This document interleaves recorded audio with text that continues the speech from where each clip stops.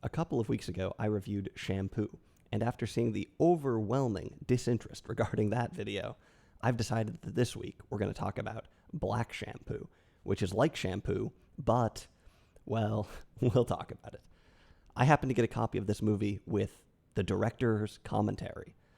So overall, I watched it not once, not twice, but 1.5 times. And while it isn't a great movie, there are some interesting things about it. To be clear, Black Shampoo is Blaxploitation takeoff of Shampoo. It came out in 1977, 2 years after the original. At least it sort of is a Blaxploitation takeoff. I'll talk about whether or not it really has much in common with the source material. It doesn't. Or if it's really even a Blaxploitation film. Kinda. The basic premise of the film is that Mr. Jonathan, the main character played by John Daniels, is a black barber. All of his clients, white women, they want to sleep with him. His secretary gets caught up in some mob stuff, and that's the movie, basically. That's all there is to it.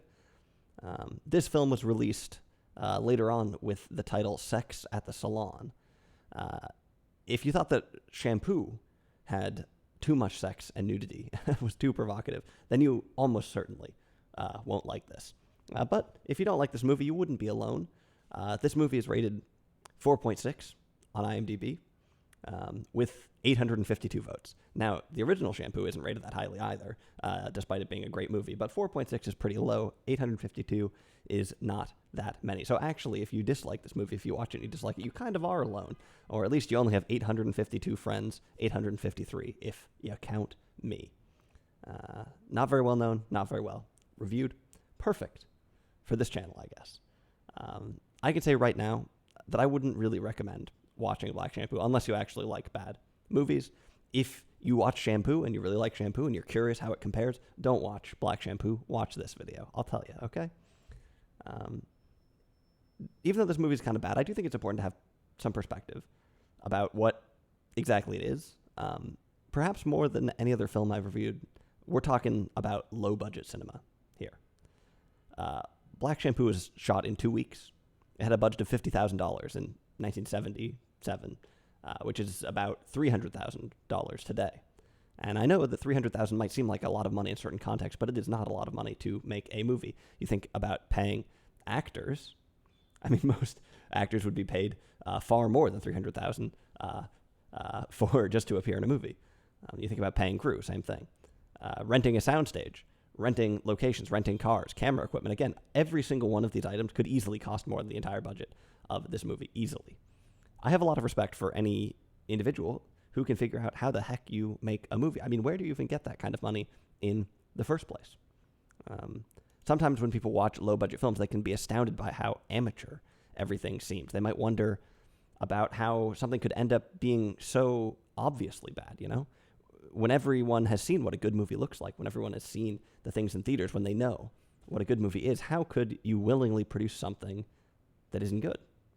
I think a lot of people just kind of assume that these directors, these producers, cast, crew, they just didn't know what they were doing, that they were incompetent or foolish. But I think a better way to think about it is to understand how much of a miracle it is that these movies actually got made at all.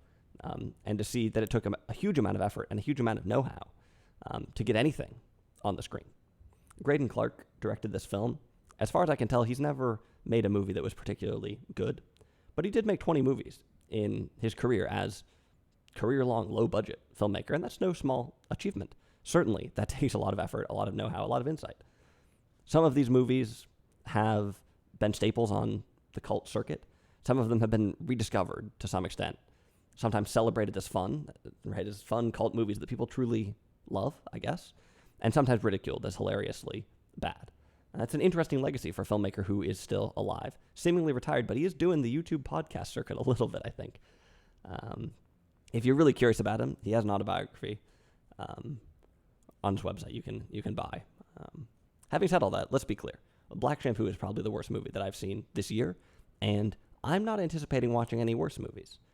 You can take a deep breath out if you are thinking that the reviews are going to be even more ludicrous than this. Well, they probably will be, but I'm not planning to watch a worse movie. what makes this movie bad exactly? Well, the production quality is actually decent. By decent, I mean bad, but passable. There are great movies with production quality that isn't much better than this. For instance, you think about some of Cassavetes' films, which look pretty bad and sound really bad, but are amazing movies. Black Shampoo was actually shot mostly by Dean Cundey, who did the cinematography for The Witch Who Came from the Sea, and went on to have a huge career. He shot Jurassic Park, for instance.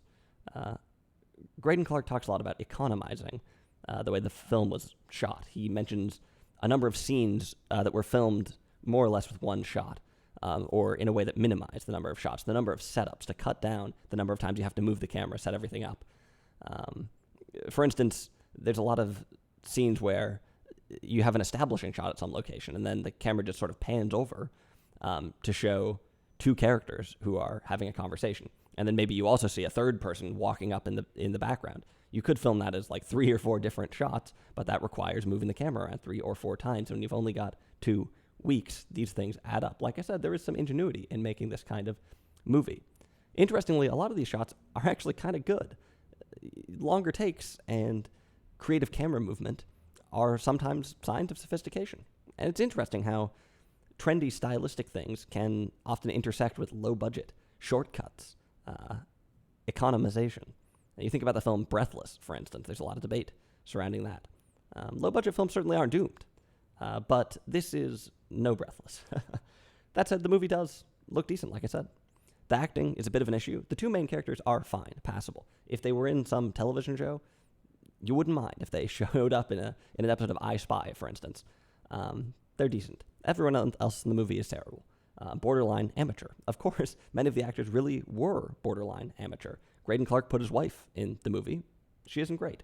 But hey, when you have incredibly minimal resources, it's hard enough just to find some adults who can show up on the days you want to shoot, let alone adults who actually know how to act. Acting is not easy. It seems like you just go up on screen and be a person, but I don't think it's quite that simple.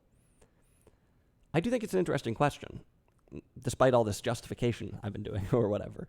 I do think it's an interesting question about how exactly you end up making a bad movie. People who are smart and hardworking enough to make a movie in the first place. And more than that, people who love movies. You know, if you're working in the low-budget arena like this, this is probably not like, oh, yeah, it's a rough job, but, you know, I just do it because it's the only thing I can do, or I just do it because the pay is great. Like, no way. These are people this is a labor of love, almost certainly. These are people who have got to love movies, have got to seen a bunch, and yet they end up making movies that aren't that great. How does this happen? Also, how do you... I don't know. I'd be curious to really know what Graydon thinks of his own work. Interestingly, the commentary is very positive. It skips over some obvious mistakes and some sleazy moments.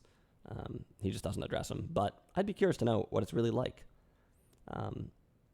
I know I said earlier we shouldn't be too judgmental. The idea isn't to be judgmental. It's just kind of to understand what happens. How do bad movies get made?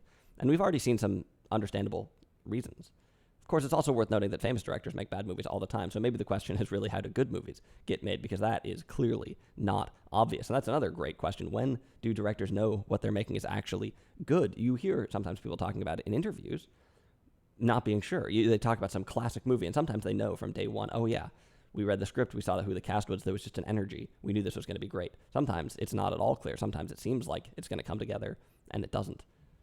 How do you know? Interesting question.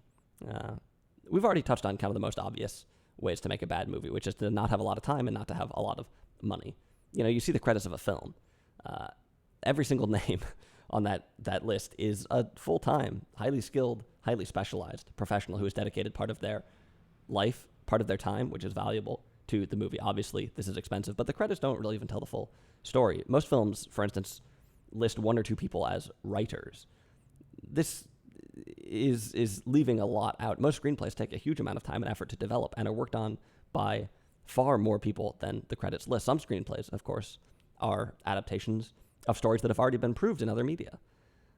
It's not uncommon for the rights to a popular book to be acquired for more than the total budget of this movie, right? When adapting high-profile material like that, you're going to have a ton of different screenwriters who are going to take a crack at it. A bunch of people will be brought in to write treatments. They'll probably be paid to do this, to do rewrites, Some people come in just to work on the dialogue. It takes years and a lot of time and a lot of people. One of the marks of a professional, one of the differences between a professional and an amateur is editing, right? Taking out everything that doesn't matter. In other words, not what I do on this channel. Editing, mark of a professional. Takes a long time to edit stuff. Takes a lot of expertise, money, time. Think about this movie, Black Shampoo, co-written by the director and the producer. Most likely they were not paid to do this, meaning that they were probably working on it while they were doing other things, or they were just trying to rush through, get it done as quickly as possible. They didn't have the same kind of institutional machinery to workshop, refine the script, or the idea itself, even any part of the movie. So yeah, the screenplay is not very good. The story is bare bones. It wanders back and forth. And I mean, the movie is called Black Shampoo. Basically, the main idea of the film is to vaguely copy another movie. That's not a recipe for success, and this movie does not take things beyond that at all. It brings in a couple just extremely cliched, boring, predictable plot devices to throw on top of that. But what do you expect? You write a movie quickly? That's what you get. The worst thing about this movie isn't actually the acting or the screenplay, though. It's simply how trashy and how sleazy the movie is. Like I said, if you thought the real Shampoo was trying to be provocative, this takes things to another level. And provocative maybe isn't the right word, because we're not talking about intellectual provocation here. We're not talking about subversion. Right, Shampoo has a real case for breaking down taboos, for bringing things to the screen that haven't been seen before, for connecting with new generations, for telling the story like it is. It has a real case for idealistic pushing of the boundaries, right? Intellectual provocation. Black Shampoo, on the other hand, it's hard to make that same kind of case. Not really subversive. I mean, maybe in some ways, but I don't know. This is, I think, kind of what people would have expected from low-budget films. I haven't seen any 1970s pornography, unless you count Caligula, which I reviewed on this channel. Interesting movie, interesting review. You should check it out.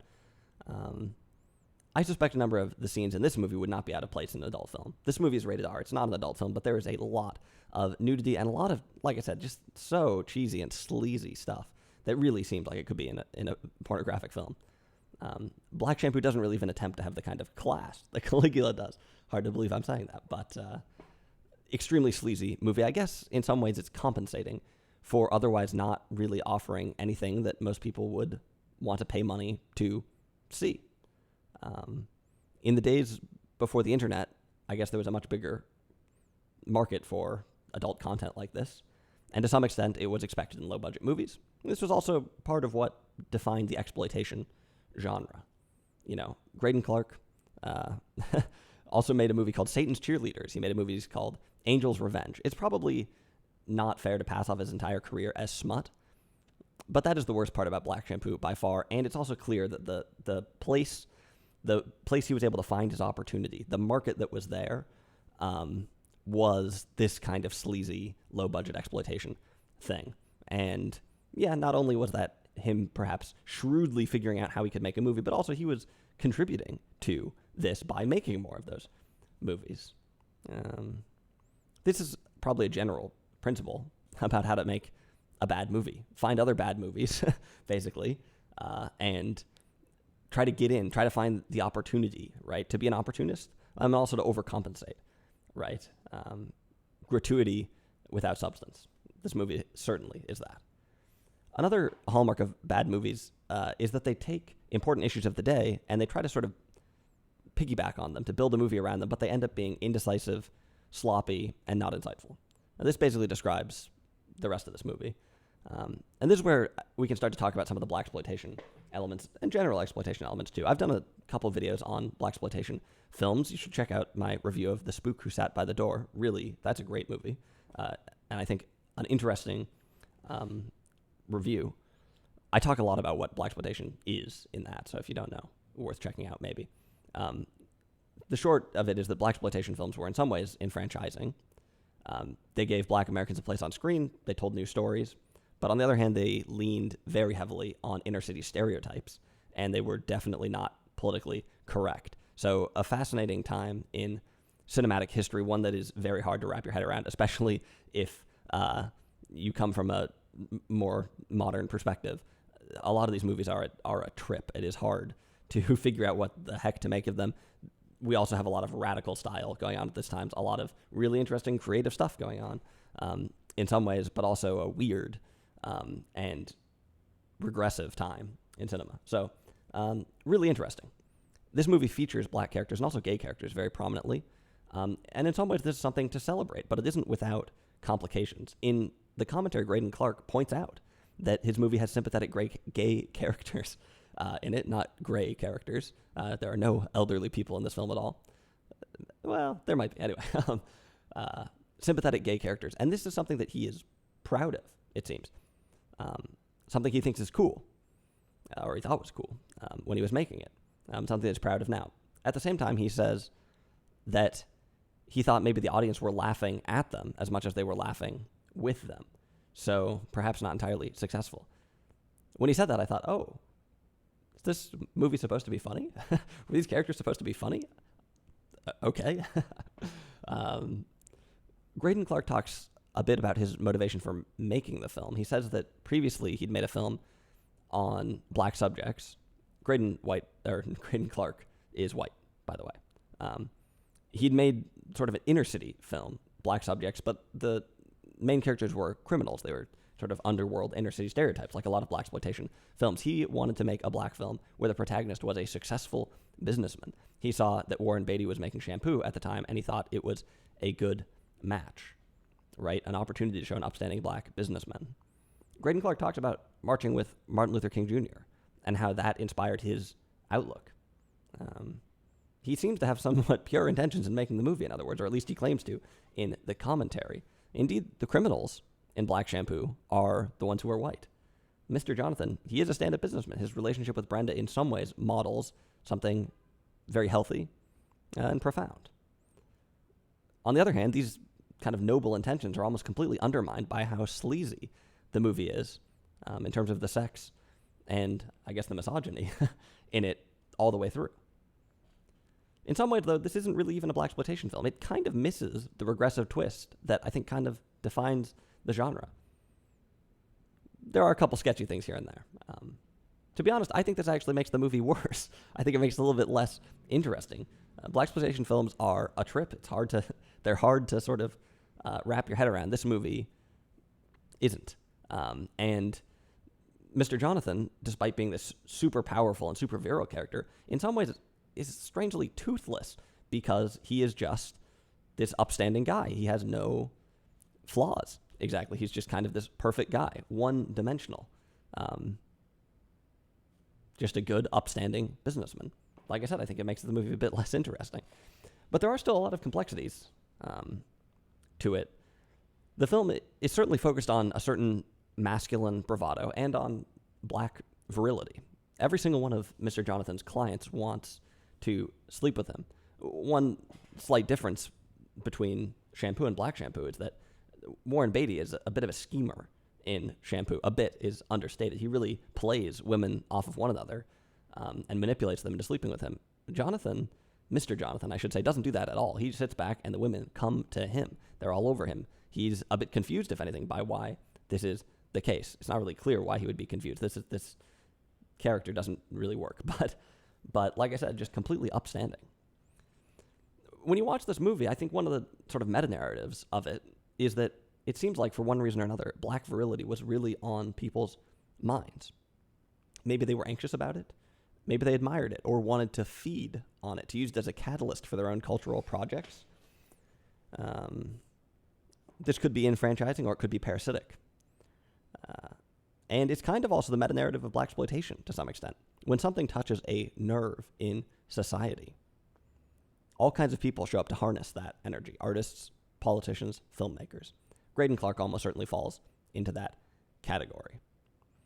You know, in the movie we see a long line of suburban white women coming to Mr. Jonathan and coming on to Mr. Jonathan, begging him to do their hair and to sleep with them. Totally enamored by his virility. There isn't actually any haircutting in this movie, by the way. Hair does briefly allude to some of the interesting connections between hair and identity. Brenda, the secretary, has an afro for most of the film, except when she reunites with her former lover, a white man, and her hair is straight. Mr. Jonathan says it looks bad. So hair's interesting, and they briefly allude to it in this movie, but they don't capitalize on that theme or concept anywhere near how they could, or as well as Shampoo, the original, does. But hair is interesting, and why would all these white women be coming to Mr. Jonathan for their haircuts? Well, it's a movie, so it's made up to some extent, but why would this seem like something why would this even be sort of a vaguely plausible situation, or why would it be something that someone would want to write into their movie? It's interesting how mainstream fashion almost always has kind of a subversive element to it. People want to be edgy, I guess, is the simplest way of putting it. Seeing a black barber is maybe the twist that you need to get ahead of the other housewives. A very safe way to bring in something different to your life. I think foreign culinary experiences can sometimes play a similar role, offering this deeply safe way for people to imbibe another culture, post about it on their Instagrams, get ahead of the Joneses. Things that would, in other circumstances, be destabilizing, can be, consumed very safely. Watching a Blaxploitation film might serve exactly the same role. So, like I said, how different is Graydon Clark from one of these housewives? I don't know. It seems like, if anything, he's kind of a fan. He keeps talking about, John Daniels is great. He seems enamored by this black virility thing, too. So much so that he made a movie all about it. Like I said, a lot of bad movies take an issue that is on people's minds, and they use that to hype up the movie, to try and make the movie controversial, meaningful, to create some sparks. But they don't really take a coherent stand or offer any particular insight. And that definitely is the case in this movie. Overall, if you find yourself watching this movie, it's not a horrible experience, I guess. It's not good. But you do wonder, why does this exist? Why was it made? And for that, I really have no answer. Hopefully, this video is somewhat interesting, though. And I think there are things to pick up on from this. It's an interesting world, this world of low-budget film. Blaxploitation is interesting. Like I said, this isn't quite a Blaxploitation film, but it still gives us a little bit of an insight into how people were dealing with some of the changes in society, and how all these things, certain social upheavals, basically the offshoots of the civil rights movement, the Hollywood, the business of film, the attempt at making art, how all these things can sort of collide together to make really puzzling artifacts like Black Shampoo, that in some ways are complete footnotes to history, but on the other hand, are still around. You can buy the DVD and watch it and check it out. So an interesting legacy for Graydon Clark, without a doubt.